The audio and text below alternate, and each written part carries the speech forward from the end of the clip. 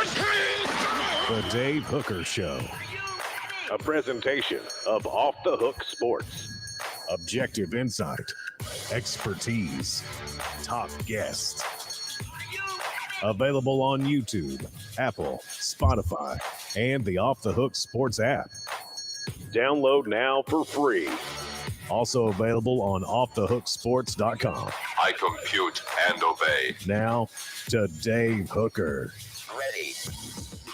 Here we go, loaded up. Hope you had a great weekend. Good morning to the message board, including you, Travis. Go ahead and get on board.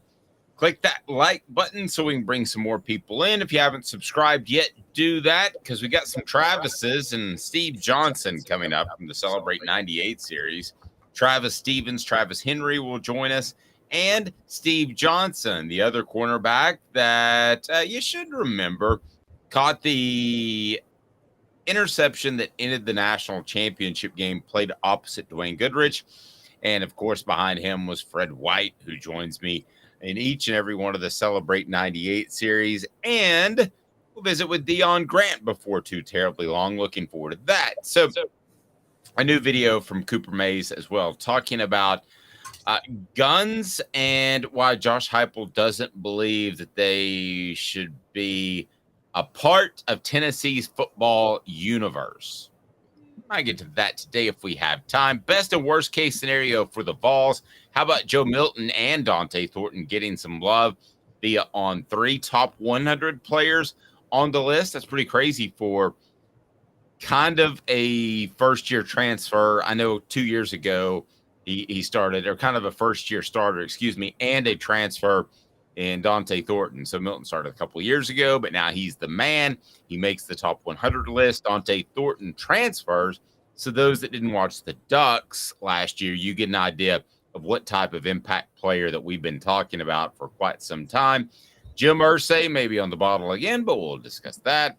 And also the tie between Jim Brown and Johnny Majors that's pretty interesting. And an overreaction to Georgia football and why they will not compete for a third straight championship. And that's not me saying that. That's Mark Schlabach, who has covered the University of Georgia for quite some time. So here we go. We're off and rolling. How are you, Caleb Calhoun? I'm doing good. How are you doing this Monday morning, Dave? I'm well. Birthday celebration over the weekend. Did you do anything too wild? You'll love this.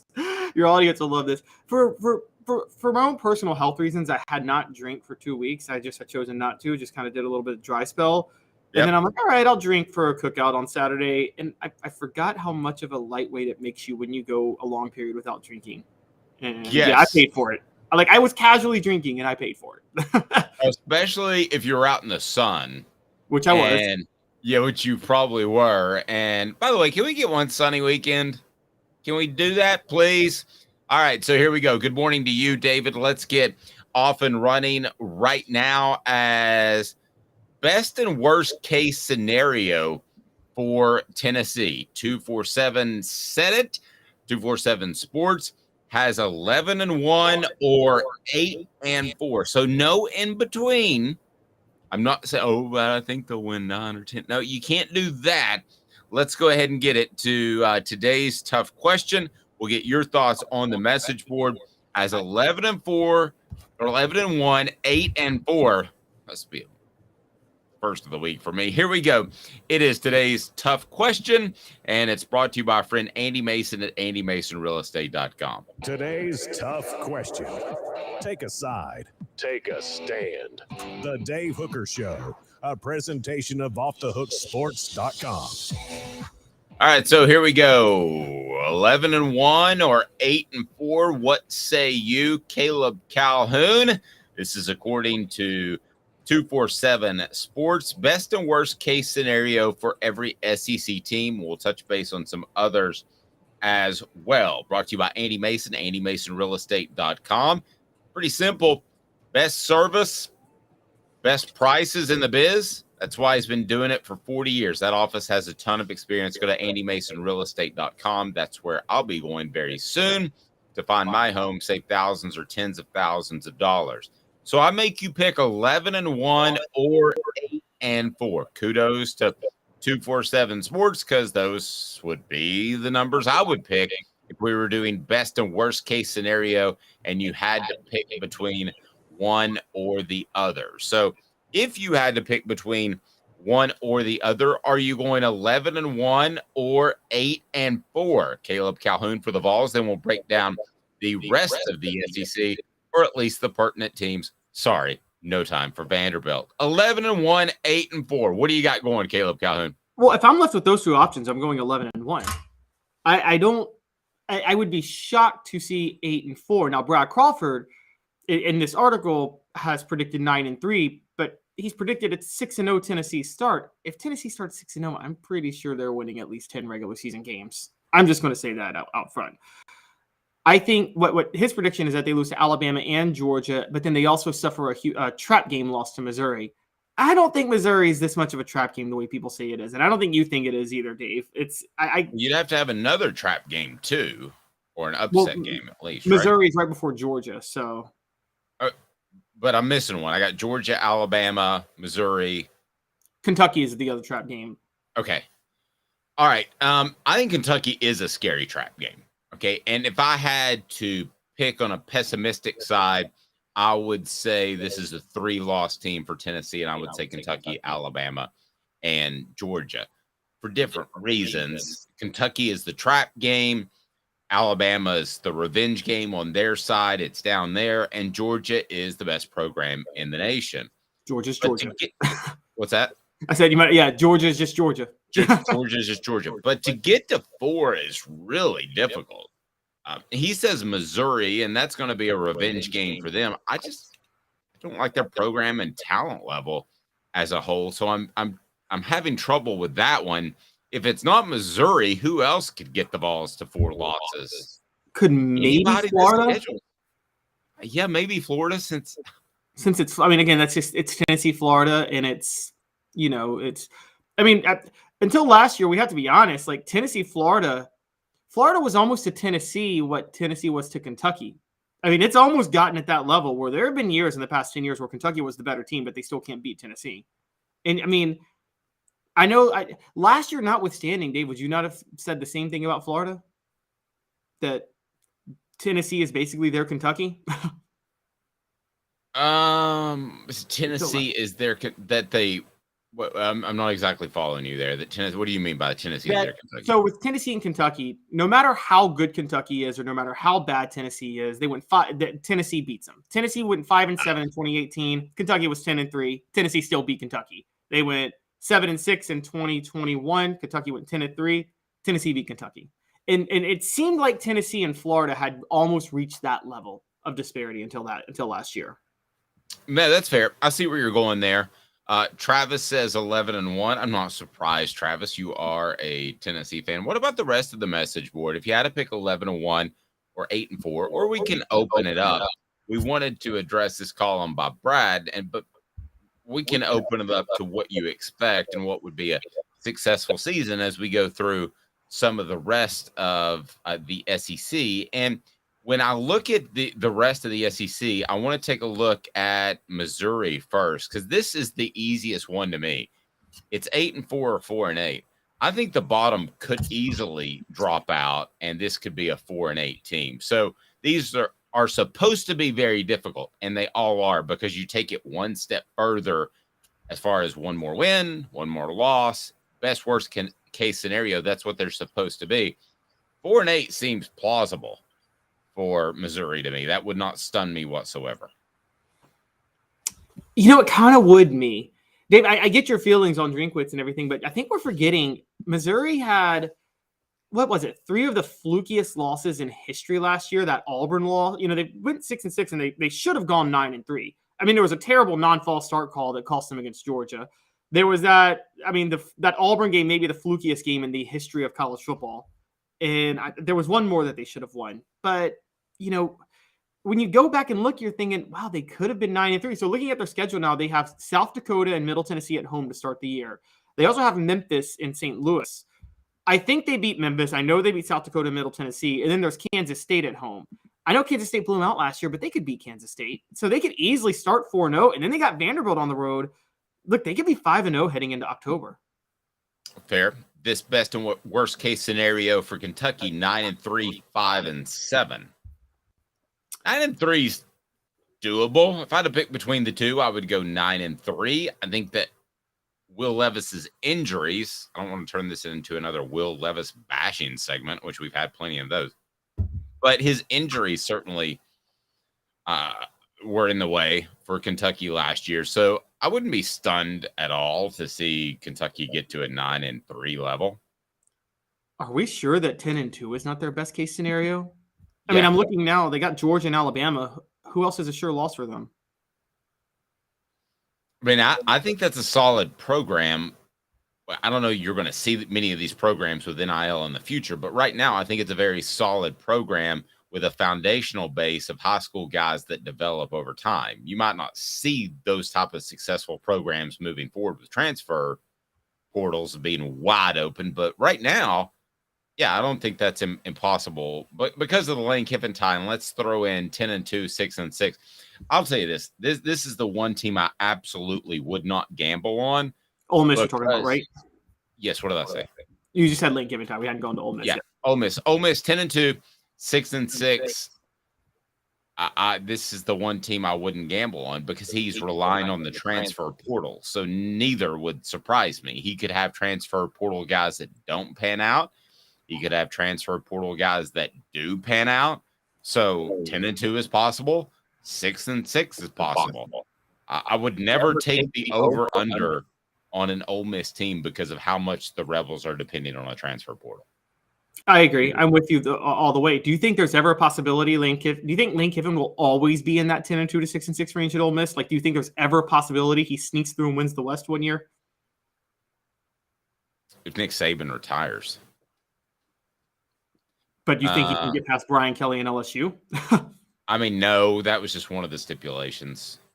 So, no, I don't think you can at Ole Miss. I don't think that's possible, but we'll see. So this isn't the 90s where Wayne Mackin led Mississippi State to the SEC West title in 1998. Yeah. And then you got Florida at 9-3, 4-8. Now, if that's the worst case scenario at 4-8, they need to make a coaching change after 2 years. Yeah, that's a big deal if they go 4-8 this year. And this is something that, we've had John Adams on before, and he talks about how Billy Napier was hired to be a program runner, not necessarily an in-game X's and O's game planner, which is what Dan Mullen was. Well, if you are a program runner, you can't have such a drop-off your second year on the job. That's like rule number one of being a program runner. So you're right. If they go 4-8, then they're going to have to move fast. And I mean, it seems like Billy Napier's already coaching on the hot seat, which is crazy. Yeah, I don't know if he's a sociopath like Butch Jones, but this feels like a Butch Jones type of coach. All right, Texas A&M, best case scenario is 10-2, 5-7. I think you're going to say 5-7 if you had to pick between the two. I don't think this is extreme enough. It's 3-9, guys. They're going 3-9. Yeah, I'm with you. LSU, I'm just hitting the highlights. 12-0 would be best case scenario. Worst case scenario would be 8-4. If 8-4 was the over-under out of Vegas, I'd take the over and feel good about it. Oh, my God. I'd put a ton of money on that. Yeah, again, outside of Alabama on the road, who's LSU losing to this year? I mean, let's call it – Dave, you and I both agree, right? They're not losing to Florida State to open the year. That was a fluke loss last year. The LSU team is way better, and Florida State's way overrated. I think LSU blows them out. Now, this one's interesting to me. The next two, Alabama and Georgia. Best case scenario for Alabama is 12-0. Worst case is 9-3. I think as long as Nick Saban's there, best case scenario is always 12-0. 9-3 would stun me. If he made a dip into that regard, if he had two, by his standards, off seasons, bad seasons, I would be very, very surprised. I don't know if they're going to go 12-0. That takes some luck. But if I had to pick between the 2-0, I'd go 12-0. You? There's only one reason 9-3 would stun me, Dave, because all things being equal, I would pick Alabama to go 9-3. But they get a massive break this year, which is that their toughest games, Tennessee and LSU, are at home. And I think that if they were playing those teams on the road like last year, I would have said take 9-3 in a heartbeat, and I actually would have put 8-4 on the table for Alabama. But because again, I do think they're rebuilding this year. But yeah, they're not. I think Texas is overrated. They're not losing to Texas at home.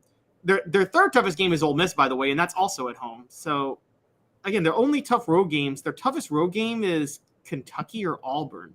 I mean, they're not losing to Kentucky or Auburn. No. And I'm going to tweak this last one a little bit. Brad Crawford at 247 Sports has best case scenario for Georgia at 12-0, of course. Worst case at 10-2. So let's take a look at Georgia's schedule real quick. They're going to beat UT Martin. They're going to beat Ball State. Then they got South Carolina. They got UAB, Auburn, which is at Auburn, Kentucky, which is at home, Vanderbilt, it doesn't matter. Florida is, of course, in Jacksonville. Missouri will be at home, then Ole Miss at home, Tennessee, of course, in Knoxville, and then Georgia Tech. I have trouble seeing them losing 2 games out of that schedule, but I also think that although I like Carson Beck and I've heard nothing but great things about him, I'm just going to be real frank with you. There always could be a quarterback blow up. Okay, I mean, there could be a quarterback explosion. It happened at Tennessee in 2005. So if I had to choose between the two, I'm taking the 2 losses. I mean, because Carson Beck may roll out there and be the next great quarterback of all time, but until I see it, I don't know it. And I also think that Georgia last year, by the same players, a lot of the same players that will lead them this year, got complacent at times so they could slip up and lose one. So, yeah, I get it. They could win a championship. They're the best program going right now in college football, but it wouldn't stun me if they lost 2 games. Me neither. Also, I'm going to do a stat for you real quick, because if they went 12-0, that would make 3 straight undefeated regular seasons. I think Tennessee is the last team to do that in the SEC. They did it from 1938 to 1940. I don't think anybody's done it since then. So 3 straight undefeated regular seasons in the SEC. Interesting. Gene, tell me if my echo's gone away. I think I had my headphones blasting a little bit too much. Here's the thing that Travis brings up that's very insightful. Chemistry is underrated. It's hard to have good chemistry running in new players all the time. Amen. And you want to think that this Tennessee team will have great chemistry because they did last year? It doesn't work that way in football, guys. I've been around it a quarter of a century. Every year is different. Okay, so Tennessee, Georgia, name any of the other teams that were surprisingly successful or were just very elite successful. Take Southern California, take TCU.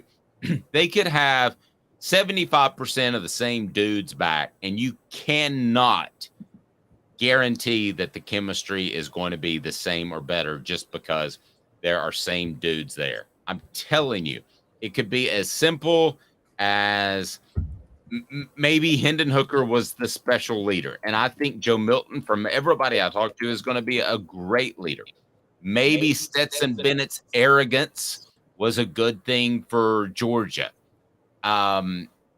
Maybe Caleb Williams and surprising people. There's a mindset that at Southern California, there's a mindset that goes into each and every year, and it's not duplicatable. I don't know if duplicatable is a word, but you can't duplicate it from year to year. So Tennessee can't magically have great chemistry. Georgia can't magically have this clutch gene where they can overcome stuff. It doesn't just happen year to year. I've seen teams with championship mentalities that have come back the next year. Tennessee's a prime example of 04-05. That came back the next year and something chemistry-wise got in the way, and suddenly they were a little bit more okay with losing than they were year to 4. People saying it's the same team other than Joe Milton. No, it's not, and that's a big change in and of itself. So we don't know the chemistry there. So what do you do in that regard? You bet on the coaches that have done it from year to year. You bet on the Sabans. Now I think the Smarts in that level. I think you bet on the Lincoln Rileys who even though he probably should have another championship, has shown that his teams are going to compete for a championships year in and year out. So that chemistry, man, I promise you can't just magically replicate that, Caleb. So at that point, I tend to gamble on the coaches. And you don't even have to do 04-05. You can go 98 to 99, Tennessee. I mean, 99 returned almost everybody, but not having Al Wilson on the defense was a little bit of a difference. Not having Peerless Price, not having Jeff Hall, who, for those who don't know, Jeff Hall was a kicker and was elected team captain. That never happens in football. Well, and I'm not going to say this in front of Fred White because he might beat me up. But the 99 team, based off what they did in 98, was probably a little too cocky. You're thinking you got Jamal Lewis back, T. Martin, they're going to let him do more things. The defense is going to be dominant. Most of everybody returns. They were probably a little cocky in 99, whereas in 98, they were the exact opposite. They felt like everybody hated them, so let's prove something. There was that type of mentality. Again, please no one tell Fred White that I said that because he could beat me up. Well, it was a mixture. I remember reading. So some were cocky, but I do know some were determined because a lot of them took it personally that they were always reminded of how lucky they were in 98. And they wanted to go out and prove everybody wrong again, that they were and do it again in 99 because they were tired of hearing that. But yeah, I mean, there was some look. Also, it just had to be in 99 that they had to play Florida on the road that year, not at home. And honestly, the 99 Florida game went very much like the 98 Florida game in the sense that Florida outplayed Tennessee and did everything to give it away and almost did give it away again. But that time they were able to hold on.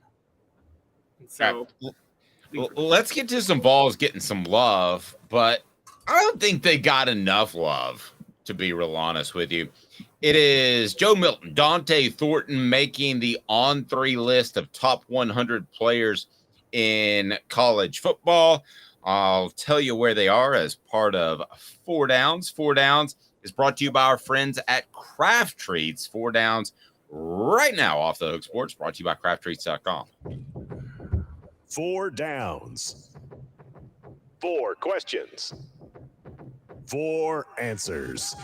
The Dave Hooker Show. 4 Downs. A presentation of offthehooksports.com. All right, so where we got Joe Milton and Dante Thornton on the top 100 list there, Caleb Calhoun. Not high, but on the list before I tell you about crafttreats.com. Yep, we got Joe Milton at number 81 and Dante Thornton at number 95. That one just felt like a shot in the dark. The Thornton one did? Yeah, the Thornton one did. Yeah, I could make strong arguments with a transfer, if I want to use old school logic, that you shouldn't have a transfer on this list, but we're in a different world. So I'm cool with having Dante Thornton on there. I could also make a strong argument that a guy who is a first-year starter again, so to speak, even though he started before but lost his job, shouldn't be on a top 100 list. But I'm completely cool with both being on that list. And I think they're at about the right spot, which is the bottom quarter of the spot. So, I've zero problem with them being on there. Who else would you have on there from Tennessee's football team before we get to 4 Downs? Because I want to ask you about where you would have these guys ranked and where you would have maybe another Vol on this top 100 list. It has to be another one, right? I'd have a couple more. I'd have one of our own. I'd have Cooper Mays on here. There's not a center in the country I would take over Cooper Mays. I'd say that right now. I would also have Brew McCoy on here. And I'm going to go to defense. I'd have Amari Thomas on here. Yeah, I got 3 other Vols I put on this list before Dante Thornton, put it that way. No, I love it. I'm the one who said Dante Thornton was Kevin Durant going to Golden State. So, again, I'm the one eating crow on that. Okay. All right, first down. Brock Bowers, tight end at Georgia, was the top player in the SEC. Would he be your top player in the SEC? You know, he just might be. I kind of have to agree with that list. I mean, who else are we taking over? I mean, the SEC lost almost all of its top performers from last year. So who are we taking? I'm gonna factor in impact. You can have a bigger impact at a corner, so I would take Kool-Aid from Alabama. I would probably even take Quinshon Judkins, a running back from Ole Miss. To me, he's not number one because of his position. You do have Harold Perkins, a linebacker at LSU that made the top 10. So no, because of his position, I would have several people. If you had top tight end prospect in college of the past 10 years, he might be number one, but I would have to take the position of impact. I don't know specifically if that was taken into account, but I'm sorry, a tight end can only have so much of an impact on the game. So that was first down, second down, and it's not a knock on Bowers at all. Listen, he can be a Dallas Cowboy tomorrow, and I would be a happy man. Okay, so we asked, if not, who would you take over him in the SEC? We did that, so that was second down. Who is the most underrated player on this list from the SEC? So taking a look at the list, what player is underrated? That's a little bit more difficult, and I've got mine in place. What about you? So I haven't fully gone through the list yet, but I would have said, and I don't even know if he's on this list. So you could tell me, but is KJ Jefferson on this list? I was looking for him and I couldn't find him. Yeah, I haven't seen Jefferson on this list. I mean, it's tough to get on this list as far as quarterbacks go. The guy that I would take is most underrated would probably be one of a couple of different guys. It's because maybe they don't play sexier positions, but J.C. Latham, the offensive tackle at Ole Miss, I think they've lost a little bit of their physical mojo. And if he's able to help bring that back, I think it's a big factor because they want to get back to that. I mean, they're not going to suddenly be triple option. They're not going to be out formation or anything like that. But to be a little bit more physical, I think he would help set that tone. So I think he's underrated at 28. The other guy that I would have, safeties are underrated too, but Malachi Starks at Georgia. And the reason is kind of like the Trey Flowers thing, Caleb. I think that he covers up for some mistakes. And I wonder at times when Georgia dug a hole for themselves last year, if he wouldn't have been there, had those holes been impossible to climb out of. I think so. I think there might have been some situations where he kept them in games, a selfless player, a lot like you talked about Trey Flowers, and a better upside. No offense. Before we get to fourth down, Craft Treats, go to crafttreats.com. My poor dog had 11 teeth taken out. So we've been having to mash up the Craft Treats with the CBD in them to help with his pain. Also helps with arthritis pain, anxiety. And don't forget that they can help with several other issues like digestive issues. Those are the chill pills with the CBD derivatives. You don't have to go with those. They've got great holistic treats right there at crafttreats.com. Use the promo code Off the Hook. That's the promo code Off the Hook, and get 20% off. All right. So fourth down, before we get to why Jim Irsay doesn't think Peyton Manning is one of the best players of all time. What Vols will be on this list next year, Caleb Calhoun? And we can spread that out to the SEC if you would like. But in particular, what Vols will be on this list next year?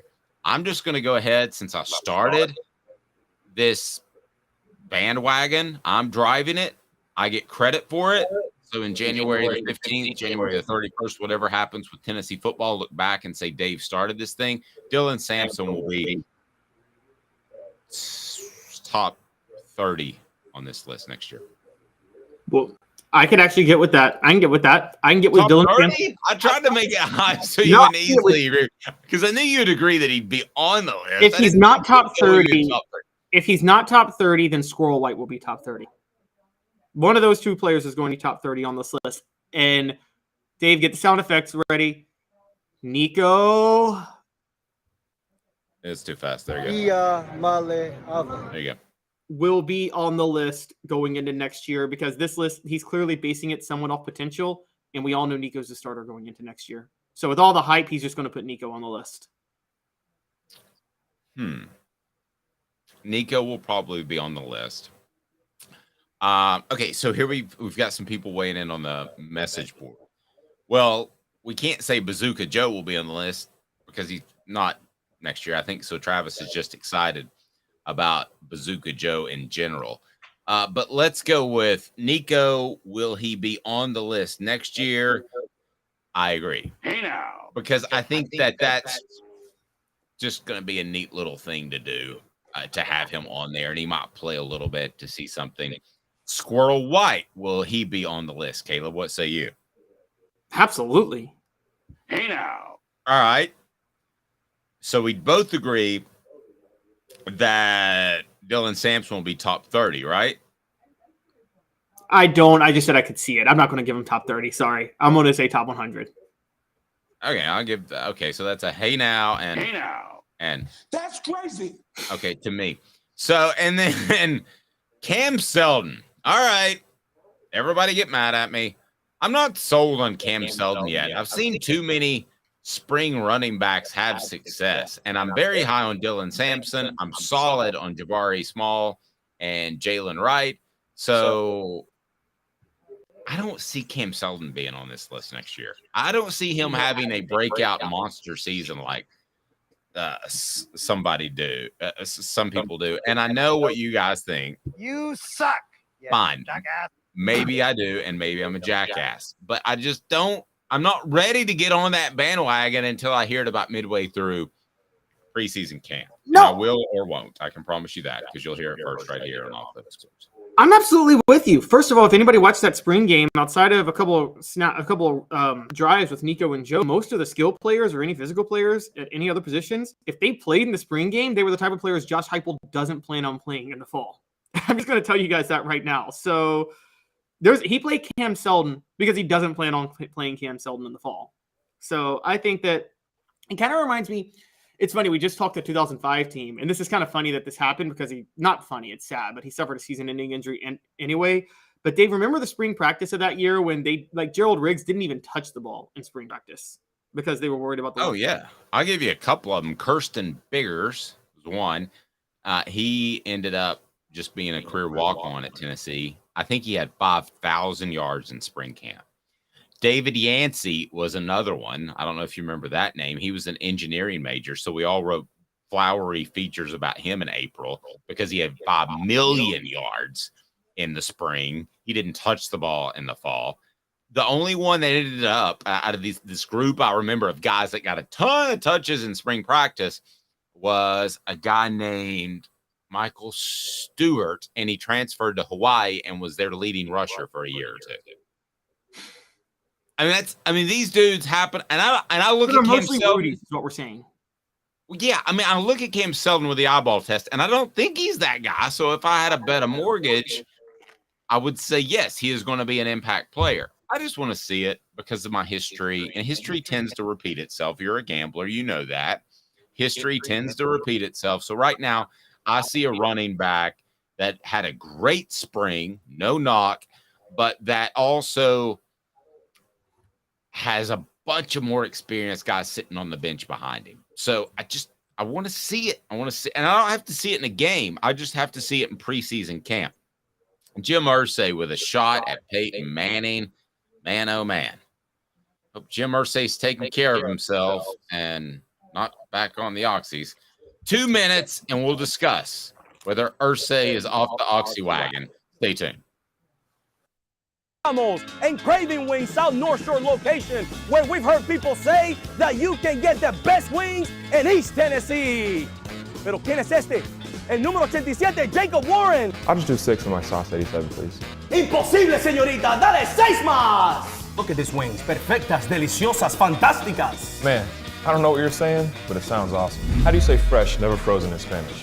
Frescas, nunca congeladas. Make your way to Craving Wings and get you 6 más.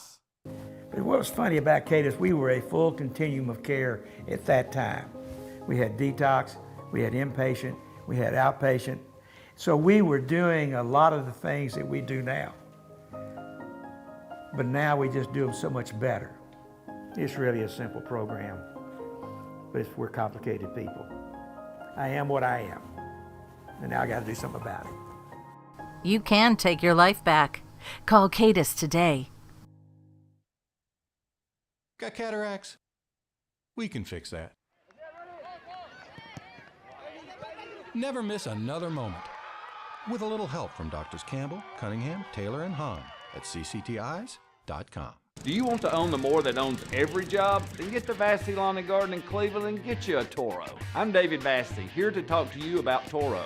With a Toro Zero Turn, you'll get more out of every minute and you'll reach the finish line faster. At Vassey's, we like to say, no matter if you're mowing 3 acres a week or 11 lawns a day, homeowners and business owners alike find confidence in equipment they can trust from top to bottom. Vassey Lawn and Garden, Highway 60 North in Cleveland. Man alive, it's worth the drive.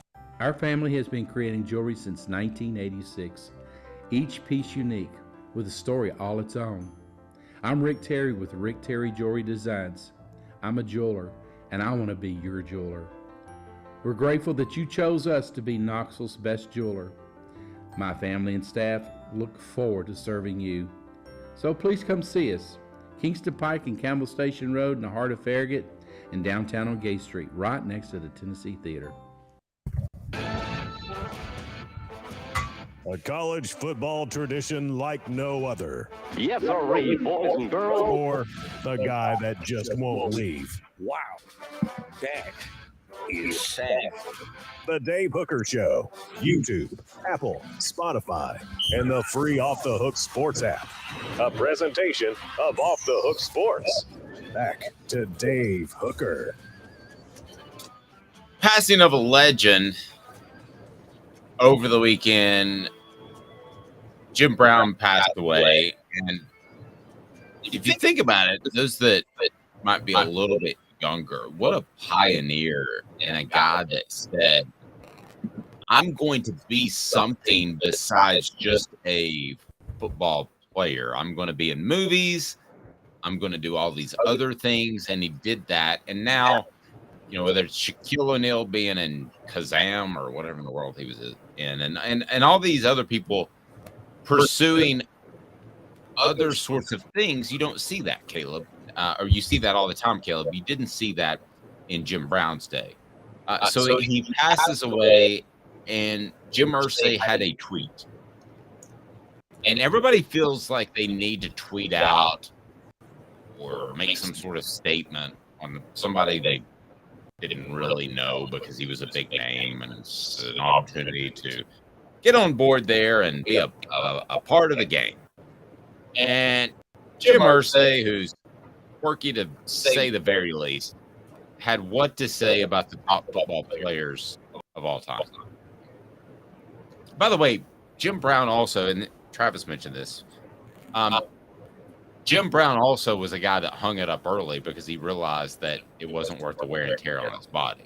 So guys that have done that since, you want to take Barry Sanders, Calvin Johnson are two examples. There have been other guys that have hung it up early. Andrew Luck.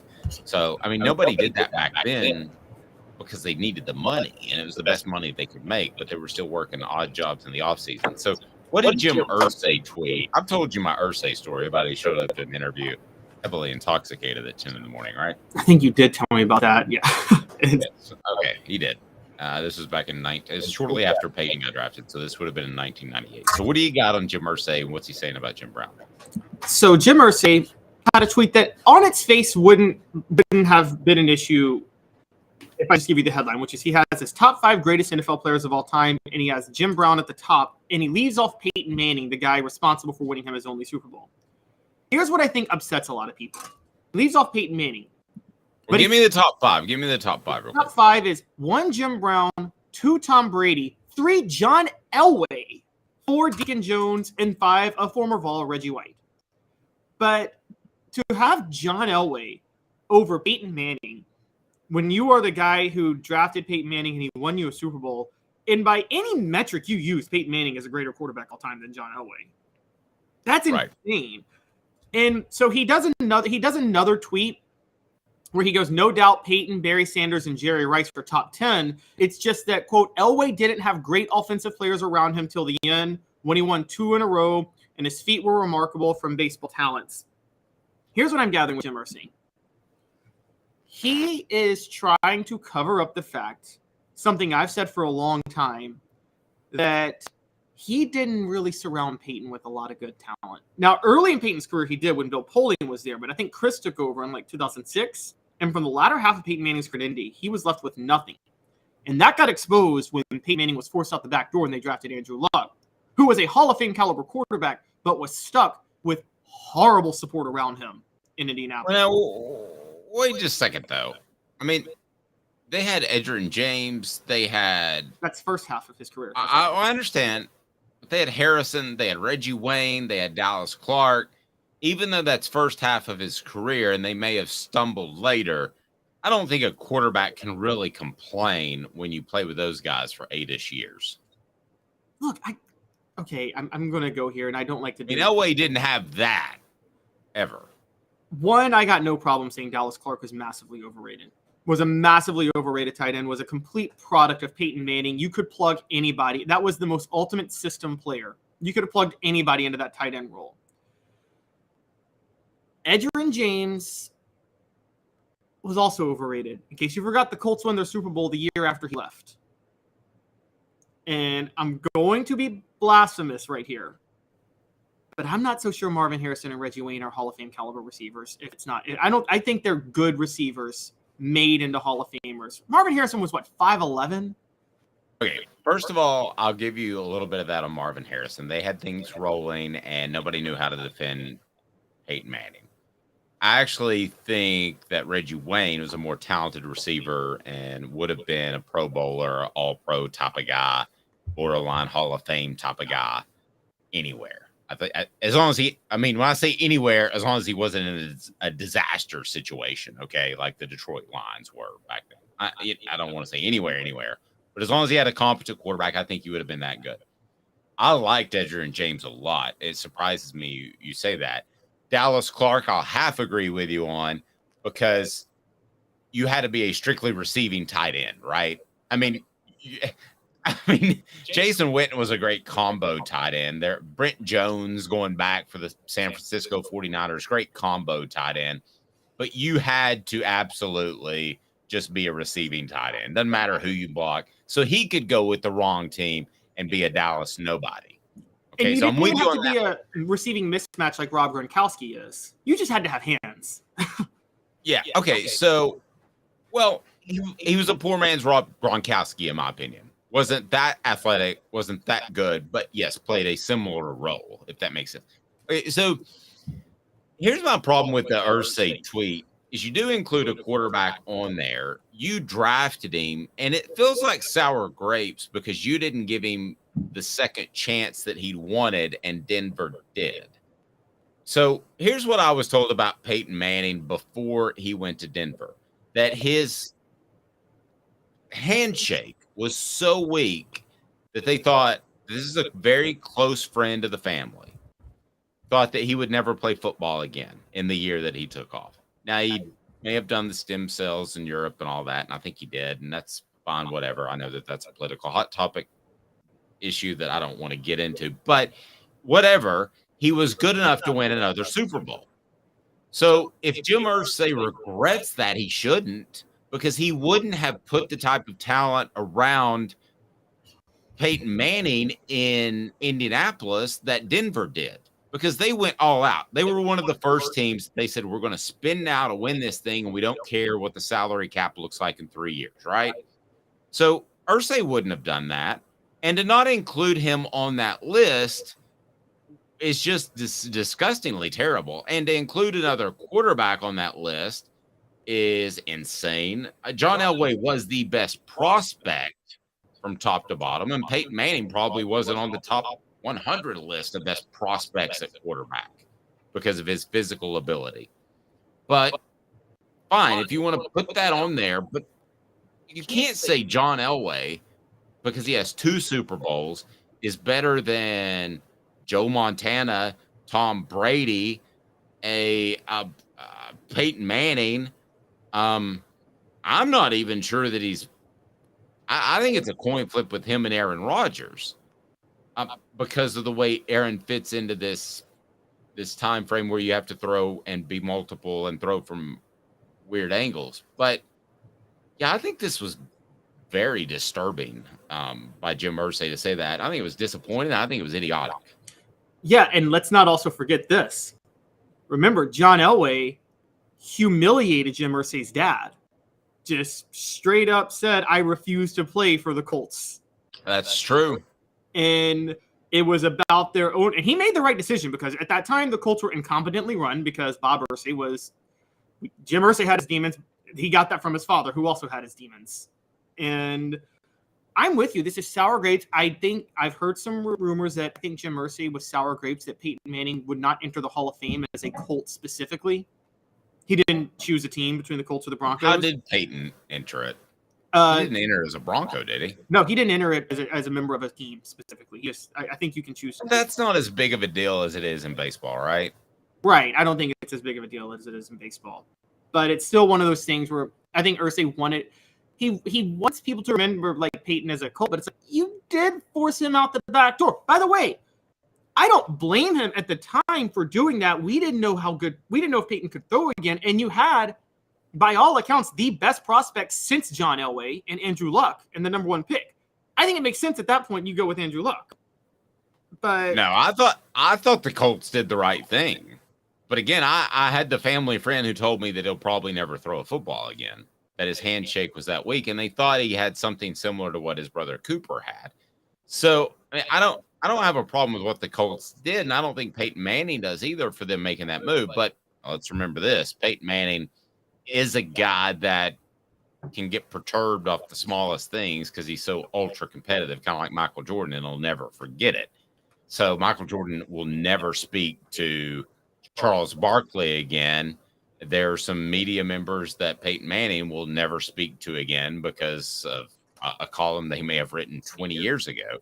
But Jim Brown, Tom Brady, John Elway, Deacon Jones, Reggie White, I'll give him some kudos for the Deacon Jones thing. Deacon Jones, they didn't count up sacks. I think Deacon Jones, I don't know why they can't do this at NFL Films. They have all the tape. I think it would be awesome, but they don't want it to make it look like the guys that they celebrate now don't have the records.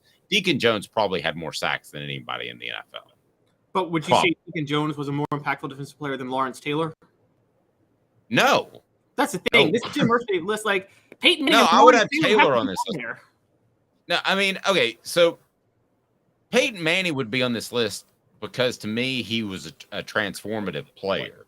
He was the guy who came to the line, and it was the old freeze plays that they ran at Tennessee where you have two plays at the line of scrimmage, and the Omaha was telling them which play to be in.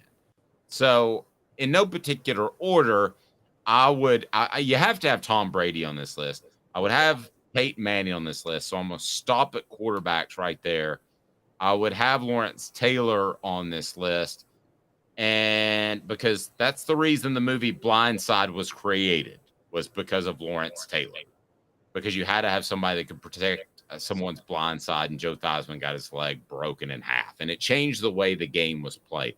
As far as other guys that changed the way the game was played, I mean, that's a very short list because it is a game's game. It's not a player's game, like when LeBron James comes in and makes it positionless basketball and that sort of thing. So those are my top three that immediately come to my mind. I'd lean towards quarterbacks and probably have a Montana in there. And some other guys, but that's the gold standard of quarterbacks: Peyton Manning, Tom Brady, Joe Montana, right? Those three, like you don't put anybody above those three. I don't. Yeah, no. I don't feel like you do either. I mean, maybe I would say maybe Dan Marino. I know people say Dan Marino never won a ring, but he probably had the best arm. But then I don't know how you know. I've read stories where it's kind of Dan Marino's fault he never won a ring because he fought having a running game this whole time in Miami. But in terms of raw arm talent, Dan Marino probably had the best arm talent of any quarterback ever, didn't he? Yeah, I mean, I would take Marino as the best thrower, no question about it. So, and quickest released and best overall, I would take John Elway slightly because of his mobility. So Michael Orr, somebody asked me about that on the message board. Michael Orr as a left tackle was highly valued, and all left tackles were because of Lawrence Taylor. If you watch the movie, I mean, that's the lead in. If you read the book, that's the lead in. The movie in the book is also a lie, but yes. Yeah, but he changed. But that was the left tackle was just another offensive lineman before Lawrence Taylor was so disruptive, and not just from breaking Joe Theismann's leg in half, but that was part of it. So I mean, that Lawrence Taylor changed the way the game was played. Also, there wasn't a halfback. You know how you see Jacob Warren going in motion back and forth? That they didn't do that at tight end before Lawrence Taylor. The Lawrence Taylor has to be on there, no question. Deion Sanders, as I round out my top 5 slowly, is on my top 5. So right now, I'm at Peyton, Tom Brady, Joe Montana, LT, Deion Sanders. That's my 5. In terms of impact, I could get with you on that. My thing is, like, Deion Sanders, there's always that drawback of he never tackled. And there's also the fact that, like, Deion Sanders, here's the thing we have to say with Deion Sanders. Gave up a lot of yards to elite receivers. I've seen the stats of his matchups with Jerry Rice and Michael Irvin back in the day. They always got into the 90s and 100 yards stat wise when they played him. Now, Deion Sanders, it sounds like Deion Sanders consistently tried to give cushions so he could try to get that interception. Yeah, he got bored and he would gamble, and it was frustrating. There's no question about it because he wanted more interceptions because people threw away from him. That would roughly be my top 5. I could probably, to be real honest with you, be talked into dropping Joe Montana for my top 5 and putting Reggie White in there. And the reason I would put Reggie White in there in front of a lot of other guys was Reggie White, to me, was as good of a run stopper as he was a pass rusher, and he was one of the best pass rushers of all time. Yeah, he was a defensive tackle in college. So that's the funny thing. I think he was drafted as a defensive tackle, and they moved him to end because of how amazing of a pass rusher he was. Travis says only Cowboys fans and FSU guys would have Deion top 10. Yeah, no. I feel like Deion did not do as he was a smart player in the sense that he looked out for himself in his own, and I don't blame him for doing that, but I do think that kind of came at the detriment of teams sometimes. Not as often as you would think. If you watch those games, if the game was at all in question, it was obvious that Deion's guy was shut down. Like, you just flipped a switch. And then on the flip side, you had the rest of the defense that had to worry about the other receivers, tight end or whatever. When you really watch those games and soaked them in, Deion, as flashy as he is, was one of those guys. And I say this about Trooper Taylor and Bruce Pearl. A lot of flash, but a lot of substance. And I believe that with Deion. I think he was that impactful in the game. But Jimmy Holmes agrees with you. We've had this discussion before about did the Cowboys really need Deion to win that 3rd Super Bowl? I thought they did. All right, so here we go. Jim Brown's passing too. So we've determined that Jim Irsay's list is absolutely horrible.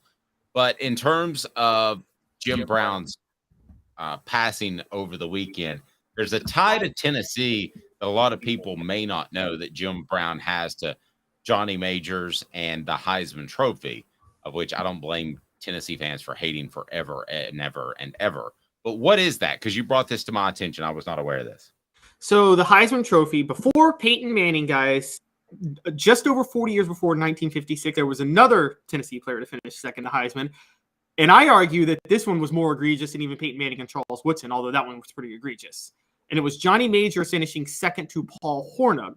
Majors was Tennessee's leading rusher and passer in 1956, led them to a 10-0 record, an SEC title, All-American.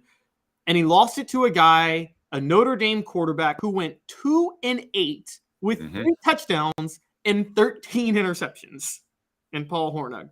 Now, the tie is that Johnny Majors, I always used to think that because he finished second, I just go straight to Johnny Majors got completely robbed. But the honest truth is Jim Brown may have been the most robbed player of that Heisman group. Jim Brown at Syracuse finished 5th, and he averaged over 6 yards a carry, had 13 touchdowns. I think it was the 50s, so I think it's fair to suggest there may have been a racial element that kept Jim Brown from being higher and winning that Heisman Trophy. And at that time, quite possibly. at that time. And so you ask, in Syracuse, they had a Heisman running back right after Jim Brown. I forget his name, but there's a movie about him he was really, really famous. And it was about, one of the first black players to really make an impact on college football beyond historically black colleges. And he was a really big deal, but basically Jim Brown kind of paved the way for him. But either way, Majors and Brown both got robbed out of that Heisman from Paul Hornung. The question becomes, who deserves it between Johnny Majors and Jim Brown? The irony of that, too, you take those three guys, and you have Johnny Majors, who went on to help a player win a Heisman Trophy, who went on to win a national championship at Pitt, who got rebuilt his home school in Tennessee to a championship level. Didn't quite win that title, but got him back to a championship level.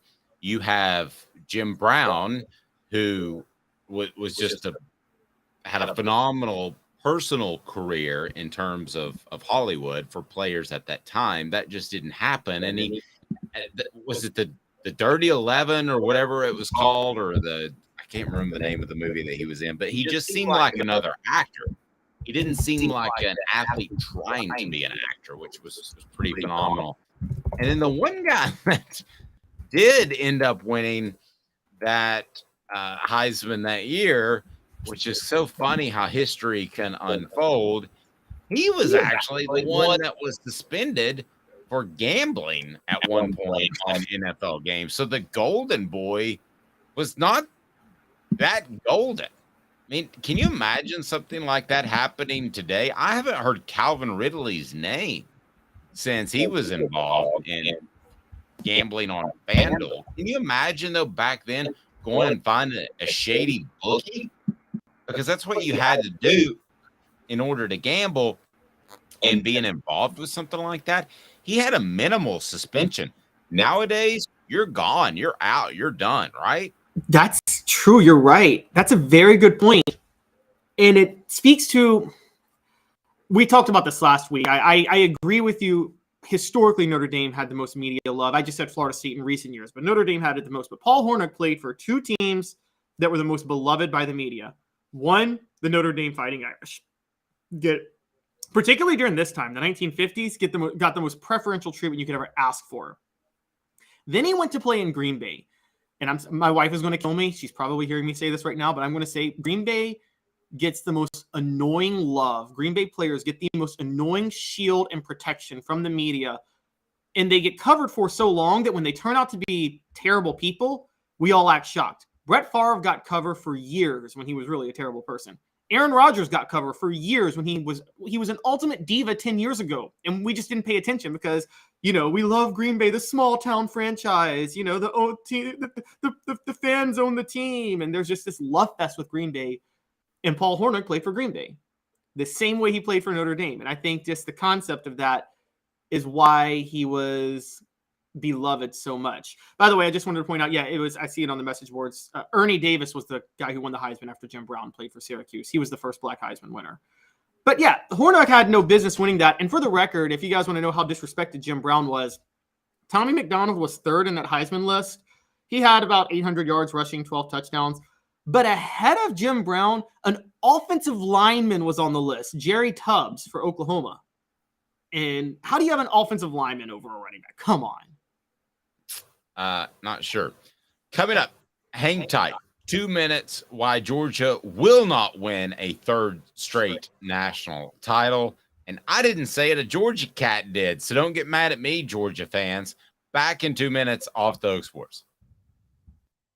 Sun, sand, and salt water, the beach is a very relaxing place. Unless you wear contacts. Ow! Open your eyes to the best the beach has to offer with LASIK vision correction from Campbell Cunningham Laser Center. Ah. Hi, Mike Davis here with City Heating and Air, reminding you to always dare to compare. Our team provides quality local heating and air service, installation, and maintenance across East Tennessee. We use only the best equipment like American Standard heating and air conditioning for your residential, new construction, or commercial needs. Honesty, dependability, and customer satisfaction have been the cornerstones of our business since 1961. City Heat and Air. Dare to compare.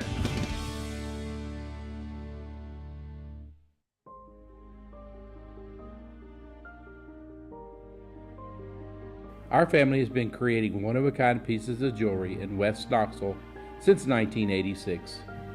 Each piece is a combination of unique processes that bring your idea to life.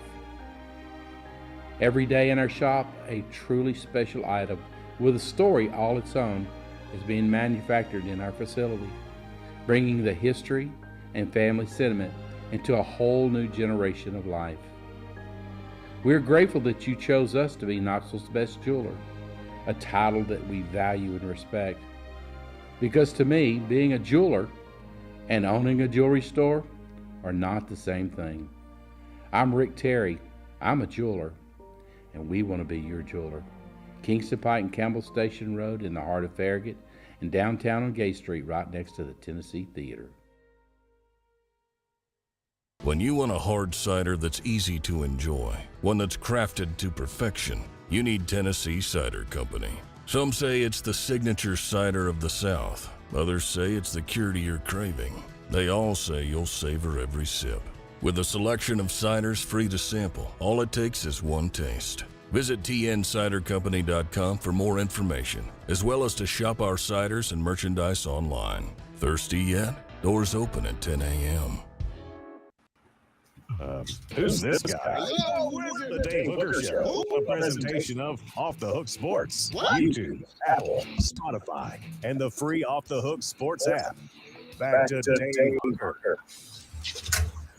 Welcome back to Caleb Calhoun. I'm Dave Hooker. We broadcast live at 10 a.m. Eastern. We certainly appreciate it when you join us. There are some people who get mad at me when I criticize Georgia. And I don't really understand why, because I don't do it often, because they're pretty hard to criticize. Caleb, you win 2 championships, and I don't know really how you can criticize them. But I did want to reference something that was said on ESPN.com by Mark Schleybaugh, who we love, who does a fantastic job covering the Georgia Bulldogs. And as a matter of fact, I love his Masters coverage.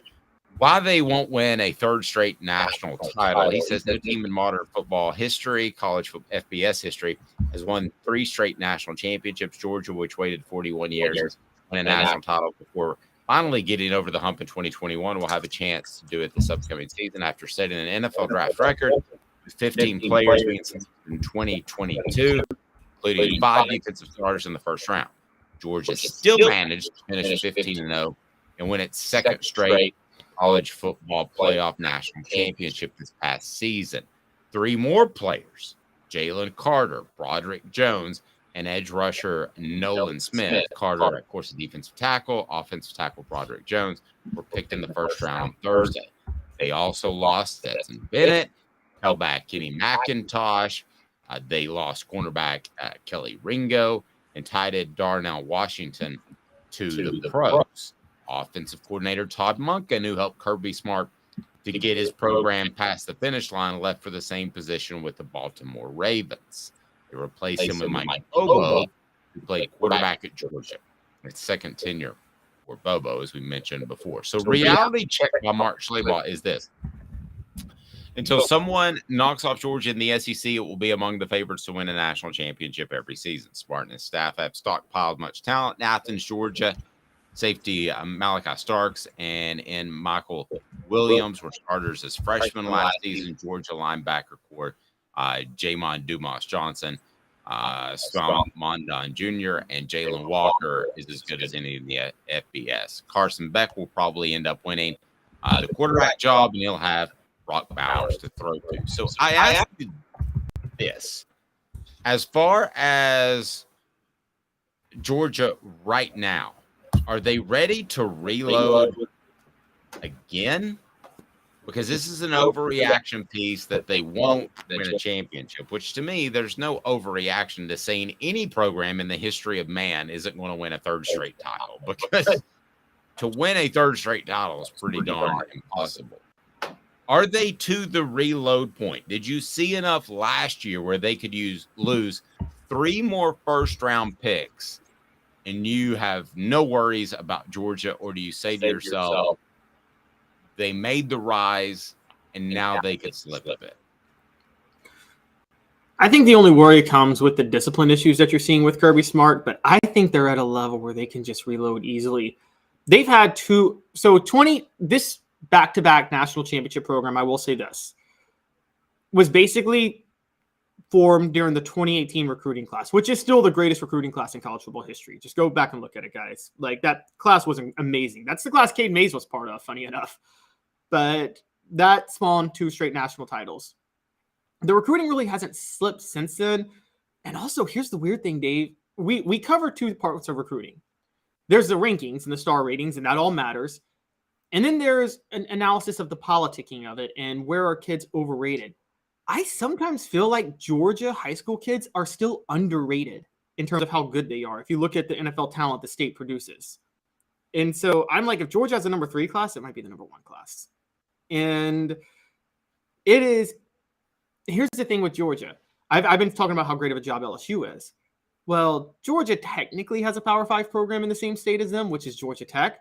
That's not a real Power 5 program they're competing with for Georgia recruits. Georgia is at a level, Kirby Smart's at a level right now where if he wants a top kid in Georgia, he's almost always getting that top kid in Georgia. And that is a really scary situation for Georgia talent-wise, for Tennessee, for the rest of the SEC talent-wise going forward. Okay. So what's the biggest threat to Georgia's continued success, short-term and long-term? Discipline. I think it's discipline. I think if players continue to get in trouble, you are going to have situations where you are going to have parents not want their kids to go there. And we've seen that before in other programs. I agree. Short-term is the quarterback position. I think they fed off Stetson Bennett's confidence/arrogance, depending on which side you root for. So that's short term, but discipline is an issue. I saw this happen at Tennessee where discipline slipped after the 98-99 team, and they were still at the championship level in 2001. But then you started to see guys that got away with stuff and could. One player told me that, I'm not going to say who, but he was a star player that you would know. He said that one of his teammates that couldn't play, roommates/teammates, one of his roommates that couldn't play got kicked off the team because he failed 2 drug tests, and both were from marijuana. So the old rule used to be that you could fail 2 drug tests, and the 3rd drug test you were kicked off. Cocaine and hard drugs counted twice. Okay, so that would be a 2 strike and you're out instead of a 3 strike and you're out. So this guy said, I probably failed 30 drug tests in my career at Tennessee, and I could play. So it didn't matter. You would know exactly who it is. I'm not going to say his name. He was never kicked off. So there was the mindset and the culture that as long as you could play, you could get away with whatever you wanted. And that undermines your discipline both on and off the field. So the biggest concern for you, Georgia fan, is discipline, because it has lacked in terms of, and listen, it's one thing for a guy to go out and race a car and something horrible happen as it did. It's another thing for a teammate to be involved and a staffer to be involved. That to me is not a guy who's just going out and has an obsession with fast cars. That's something that they do for funsies. And I know Athens has that problem in general, but you can't be a part of that. And we've heard of too many issues with, and this is the front end of this. Everything could get cleaned up. It's the front end. Right now, we've heard too many issues with discipline for me to think that this is a long-term thing like Nick Saban. Do they have the talent level? Yes. But do they have the right mindset, the right culture? I think it's very fair to ask that question, Caleb. Absolutely. And for people who really want to go back to the former years, if you want to know where it all came to a head, I think it culminated with right before the last year he got fired, Britton Colquitt gets a second DUI while on campus and crashes a car that he was driving on a suspended license. And Fulmer did not dismiss him from the team because he had a backup punter. He didn't have a backup punter. And that was a hideous look for Tennessee at that point. Yeah, I think he was suspended 4 games. Is that right? It's like, I think it was 5 or something like that. But it was prompted John Adams finally. That was the moment that prompted John Adams to call for Fulmer's firing right there, where he said it was a blatant lack of leadership to not kick Britton Colquitt off the team in 2008. And another one that I know more about behind the scenes, and I don't mind sharing now, is James Banks. You and I've talked about it. James Banks would get in trouble in practice, be told to run, and he wouldn't run. He would just go stand on the sidelines and do deep knee bends, like air squats, they call them now. And he got away with what he wanted to because he was a player. There were other guys that were players that got away with what they wanted to. It really started in 99, to be real honest with you, after the national championship season. But it didn't start really slipping and sliding. You mentioned Colquitt. To me, the one guy that embodied it the most was James Banks, because he had so much talent. You and I have talked about it. I'm not exaggerating. He could be going into the Hall of Fame right about now, the NFL Hall of Fame. He had that much talent. And maybe it would have been best for him for Philip Fulmer just to kick him off the team right then and there. I don't know. Maybe James Banks was determined to waste his ability no matter what. But the one thing that Philip Fulmer, I think if he could go back and redo, it would be absolutely 100% no chance let guys like James Banks get away with stuff because they could play. Because that ended up costing them both discipline on and off the field, set the wrong culture, made players start to question his decisions. I think they questioned his decision in 2005 to play Ainge over Clausen. The whole thing started to crumble apart. And it was the early 2000s when that happened. So what does that say for Georgia? Might say nothing. You might be perfectly fine. But there are little bitty signs that I'll look at that I think should concern you. And maybe they get cleared up. But maybe, just maybe, you find yourself in a position where there's this slow, almost decade-long erosion of competing for championships. And if that's the case, then you're not going to be real happy with the next 10 years. In Fulmer's case, I think it was more like 7 or 8 or so that it slid downhill. And look at Florida, by the way. Florida still is reeling from Urban Meyer, who, unlike Fulmer, thumbed his nose to the public, said, "I don't even care to discipline my players." And you bring in Florida. Credit Steve Spurrier for keeping that at a 10-win level forever. And why did he do that? Because his discipline never waned. And Steve Spurrier had a hard and fast rule. If you hit a woman, we just don't want you around here. That's the way you used to say it. Maybe you can go somewhere else and play. That's fine. Just don't want you on our team. And so his discipline never waned. Did his offense get caught up with a little bit? Yeah. Did he get burned out by the fans who weren't happy with a 10-win season? Yeah. But it was never a discipline issue. And I think Georgia needs to be very wary of the direction they're going in terms of a discipline issue, because that starts to erode and you can't get it back. It's just like a disciplined coach like Nick Saban can go to be more of a player's coach, but a player's coach can't turn into a disciplined coach. You can't go the other way, Caleb. You can just go one way. You can't go back. Yeah, and if that is in your culture, parents will notice. Even kids from Bobby Bowden had a great point one time. He said this. Now he was a little lax on discipline for non-violent things, but I know he was tough on discipline for criminal things. But Bobby Bowden had a great saying one time. He said, I'm talking about kids that may come from the hood or rough backgrounds. He said, even if their parents are terrible people, they don't want their kids being terrible people.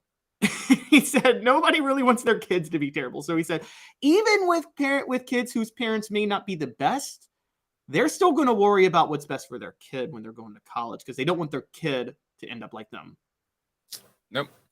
Great point. Doesn't mean that Georgia doesn't win the national championship this year, and who's going to turn down 3 titles in a row if they have discipline long term. But it's something to keep an eye on, Georgia fan. I'm going to go ahead and tell you that right now. I don't crow a lot. I don't brag when I'm right. By the way, portions of the program brought to you by City Heating and Air Conditioning, cityheatandair.com. Integrity matters. 50 years in Knoxville. May not need a new unit when it gets hot. You just might need a part or Freon. They can save you money. Also want to thank Bassey Lawn and Garden, Man Alive. It's worth the drive. Industrial mowers, commercial mowers, right there in Cleveland, Tennessee. Whether you're in Knoxville, Chattanooga, or how about Nashville? Cleveland, Tennessee, Man Alive. It's worth the drive. Go to Bassey.com to learn more. All right, so I don't crow a lot, but there have been a lot of people that have said the Big Ten, man, they did a lot better in this TV deal there, and they're going to dominate with that Big Ten show and all that good stuff. And ESPN just signed the SEC, and the SEC should have gotten more and diversified and all this good stuff. And I just sat back the whole time and I said to myself, if the SEC is on a regular schedule, noon, 3:30, 8, it's one of my gripes about college football that you have to check and see what time they're on. You do it just like the NFL, regular schedule.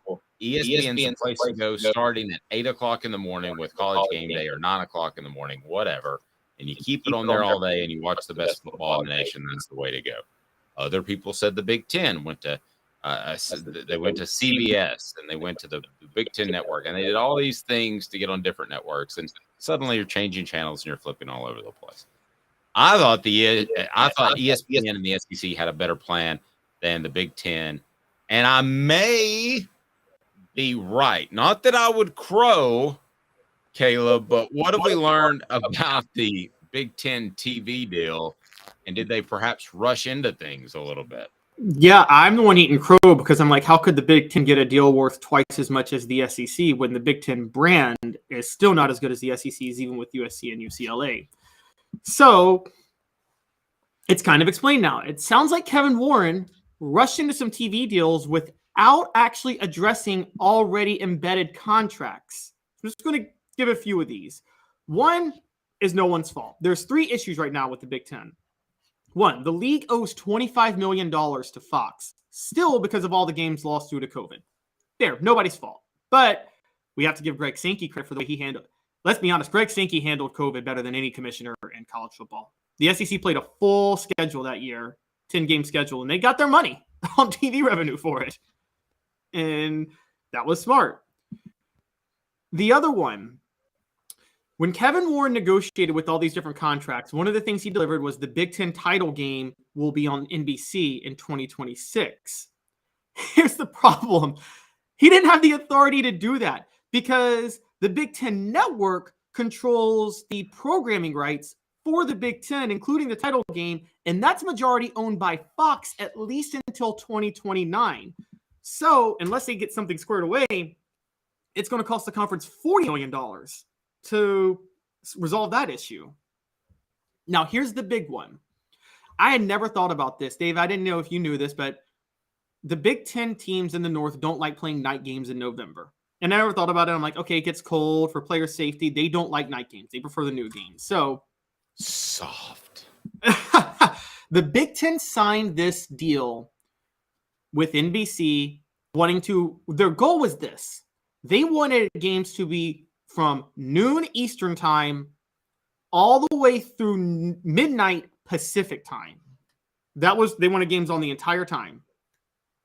Part of that was trying to get some Eastern time, Central time games on NBC at night. Well, this violates some of the contracts the schools sign with the Big Ten, where they don't have to play night games past the first week in November. And apparently they're soft. Well, to be fair, we can't say that as SEC people because SEC doesn't play in the cold ever. So, I mean, we don't know how the SEC I can say that. I've been places for a noon start that were 108 degrees with the heat index and humidity. So don't tell me in an open press box, don't tell me I haven't been uncomfortable.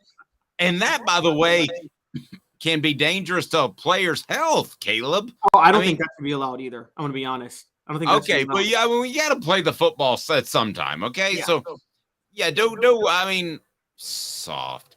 Well, here's the issue. Penn State, Michigan, and Ohio State are all trying to back off playing night games in November, and they might actually win out. Now, what's the Big Ten going to do if NBC paid all this money? I don't think NBC paid all this money to have Maryland and Iowa play on their primetime slot game. No, they did not. Listen, I've said this from the get. Business is somewhat just common sense, Caleb. I mean, going out and getting Southern California and UCLA that are in some cases 3 time zones away is just stupid. I understand that you get the LA market, but you're not going to, for television rights, but you're not going to grow the Big Ten into LA. They don't even know when football season's held. I have to do business out there every once in a while. They don't even know when the season is half the time. So it's not like you're going to grow a Big Ten market in LA. So I had no faith in this television agreement, and I thought that it would have major potholes along the way. We're seeing that. So go ahead when you put the thumbnail together for this video, just say, is the Big Ten stupid or soft? There you go. That's your thumbnail, Caleb, because that's your headline. Because this is, how do you not know these things going in? And why do you think you can grow your brand into LA? Just the whole thing is dumb. Well, I think the Big Ten, it wasn't the question was, the Big Ten's bet was not whether or not they're stupid or soft. They knew rightly that advertisers and networks are still stupid. Okay, so NBC is stupid. CBS is stupid. Fox is stupid. They paid for the Big Ten based on the markets that the Big Ten are in. So who's dumb on that point? Is the Big Ten dumb, or are they just fleecing the fact that the networks are dumb? I don't know, but it's not. The Big Ten was smart at that point. Yeah, but it's not a great way to start a business relationship when you go into it and like, oops, I owe these other people millions of dollars, and oops, you can't provide what I wanted you to provide because of my own stupid rules. So to me, the Big Ten is just, well, their business model. What was the AAC thing that you brought up about academics? Oh, their schools have to be AAU member schools, because the Big Ten it's part of the requirements to get in the Big Ten. It's actually technically a research collection of schools too. So they do collaborative research projects and things like that. So you have to be an AAU affiliated school. They are going to make let's be honest, that's not going to last, because Notre Dame's not an AAU school. I guarantee you, if Notre Dame is available, the Big Ten would take them tomorrow. That's an open invitation. Okay, but my point is, they're smarter people. I get really bothered by the fact that there are some Big Ten people that think that they are just a smarter conference than the SEC. And it goes back to years ago. It goes back to years ago when you looked at the SEC, the South, as being dumb. That the South is dumb. You're dumb people because you're in the South. No, there are smarter people running the SEC than the Big Ten. There are as many smart people in the South than there is the Northwest. That to me just infuriates me. I had somebody one time say to me, he was a big Michigan State fan. And I said, well, you guys really should watch. I was a smart aleck. And I said, you guys should really watch SEC football because it's way better. Because we were watching a Big Ten game. I said, I feel like this is in slow motion. Like you've dialed down the speed. And he goes, well, higher academics in the Big Ten. To heck, there is not. Well, also the football programs, it ain't like there's rocket scientists on Michigan State. Thank you. If Michigan wants a kid that is a 5-star guy, they're going to find a way to get the kid in. I mean, that was so you talk about one of my pet peeves. You touched on it, and I saw it. Well, we talked about it during our a pre-show at about 5 a.m. We have it every morning. And I thought to myself, this reminds me of that dude from Michigan State that made me so angry. The South is full of smart people. Now, to be fair, Notre Dame does get to claim that because they don't change their standards for the athletes. Oh, and so does Vanderbilt, and so does Northwestern. You're right. Those three. But as a whole, to broad brush the thing is idiotic. Oh, I agree. Well, that's the thing. The AAU thing, that's just I don't think it's a required. Big Ten doesn't have academic standards for the football players, but it's because it's also like the SEC is a sports conference, whereas the Big Ten is a sports conference plus a research collaborative conference. So like the school, so that's why they do that. But yeah, what's throwing me off here is what I think happened with USC and UCLA, and I think I know this. I think one of the reasons UCLA and USC made that move is the Big Ten thought that they were going to add it, had basically led them to believe they were going to add in Oregon and Washington and Stanford to have better travel. Well, sounds like the Big Ten did some research on their own and decided they're not going to get their return by expanding into the Pacific Northwest. At that point, there's you. And so now that's why they're looking at the ACC now, at which what USC and UCLA are really unhappy because they're going to have SoCal everywhere. Or SoCal. They're not going to turn that into a Big Ten town. People in LA are not going to say, "What am I going to do today?" I wanted to surf. I maybe wanted to go to a Dodgers game. I maybe wanted to go hiking. I maybe wanted to go see a movie or go to downtown LA and tour the Spielberg Museum. Or, I know what I want to do. I want to watch Purdue Rutgers. That's the dumbest thing I've ever heard in my life. I mean, when me, a college football fan, would rather surf than watch Purdue Rutgers. Yes. I mean, when that was reported, I actually thought to myself the first time I saw UCLA and USC going to the Big Ten, I thought to myself, it may be a joke. I am not kidding. Well, again, the move with that was to fleece the networks because the networks were going to be stupid to pay for that. Now, what they realized is the networks weren't going to be stupid enough to pay. I mean, the networks, like NBC is not going to think, oh my God, Seattle's in this market now. Let me pay another $1 billion. They were stupid enough to do that for the LA market. They were dumb enough to do that for the LA market. They're not doing that for the Eugene, Oregon or the Seattle, Washington markets. Whenever you're watching, we greatly appreciate it. We broadcast live at 10 a.m. If you want to interact with the show, 10 a.m. Eastern time for Caleb Calhoun. I'm Dave Hooker. This has been a presentation